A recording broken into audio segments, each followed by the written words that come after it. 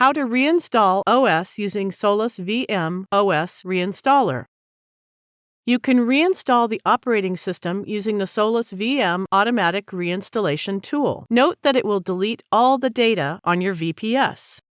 Log into your SolusVM control panel. If there is more than one server, click to select the appropriate one. Click the Reinstall option. Select the operating system you want to install and then click the Reinstall button. Click the Yes button to start the installation process.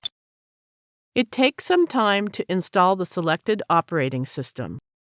Copy and save the root or admin password. You will require it to access your VPS user account. Thank you for watching.